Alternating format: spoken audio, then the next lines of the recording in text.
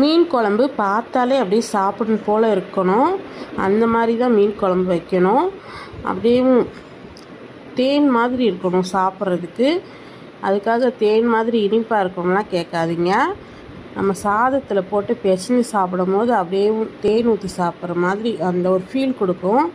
அந்த மாதிரி மீன் குழம்பு செய்ய ஒரு பெரிய லெமன் சைஸ் அளவுக்கு புளி எடுத்து ஊற வச்சு கரைச்சி ஒரு தனியாக வடிகட்டி எடுத்து வச்சுக்கோங்க ஒரு பாத்திரத்தில்.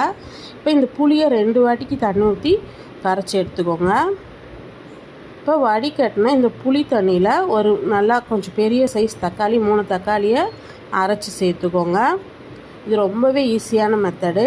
அப்புறம் ஒரு 4 டேபிள் ஸ்பூன் அளவுக்கு நம்ம வீட்டில் அரைச்ச குழம்பு மிளகாத்தூள், 1 டேபிள் ஸ்பூன் காஷ்மீரி மிளகாத்தூள், வாசனைக்காக ஒரு 5 பச்சை மிளகா காம்பை மட்டும் கிள்ளிட்டு சேர்த்துக்கோங்க. 1 டேபிள் ஸ்பூன் அளவுக்கு உப்பு சேர்த்துட்டு இதை நல்லா கரைச்சி எடுத்துக்கலாம். இப்போ நீங்கள் குழம்புல மாங்காய் போடுவீங்கன்னா இதுலேயே மாங்காவையும் கட் பண்ணி சேர்த்துக்கலாம். சேர்த்துட்டு இது ஒரு சைடு இருக்கட்டும். இப்போ நம்ம குழம்பு செய்கிறதுக்கு அடுப்பில் கடாய் வச்சுட்டு அதில் ஒரு 4 டேபிள் ஸ்பூன் அளவுக்கு நல்லெண்ணெய் ஊற்றிக்கோங்க. எண்ணெய் சூடானதும் 1/2 டீஸ்பூன் கடுகு, 1/2 டீஸ்பூன் வெந்தயம், 1/2 டீஸ்பூன் சீரகம், ஒரு கொத்து கருவேப்பிலை, ஒரு பெரிய வெங்காயம் நல்லா பொடியாக கட் பண்ணி சேர்த்துட்டு நல்லா ப்ரௌனாக இந்த அளவுக்கு வதக்கி விடுங்க. இது நல்லா வதங்கினதுமே நம்ம கரைச்சி வச்சுருக்க இந்த குழம்பை சேர்த்துக்கலாம். சேர்த்துட்டு கொஞ்சமாக தண்ணி கலந்து சேர்த்துக்கோங்க. இப்போ இதை நல்லா கலந்து விட்டு மூடி போட்டு கரெக்டாக ஒரு 10 நிமிஷம் நல்லா கொதிக்க விடுங்க. இப்போ குழம்பு நல்லா கொதித்து வந்ததும் நம்ம க்ளீன் பண்ணி எடுத்து வச்சுருக்க மீன் சேர்த்துக்கலாம். சேர்த்துட்டு இதை மீனை போட்டு நல்லா கிளறலாம் வேணாம்.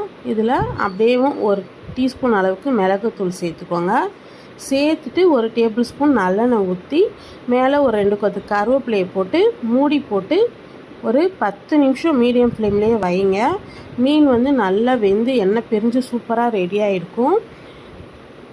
இப்போ இந்த டைமில் ஒரு டீஸ்பூன் அளவுக்கு வெல்லம் இல்லாட்டினா நாட்டு சர்க்கரை ஏதாவது சேர்த்துட்டு நம்ம மூடி போட்டு ஒரு 1/2 மணி நேரம் அப்படியே அடுப்பை ஆஃப் பண்ணி வச்சுட்டு அதுக்கப்புறம் நல்லா சூடான சோறில் இந்த மீன் குழம்பு ஊற்றி சாப்பிட்டு பாருங்கள். அவ்வளோ சூப்பராக இருக்கும். பிடிச்சிருந்தா லைக் பண்ணி உங்கள்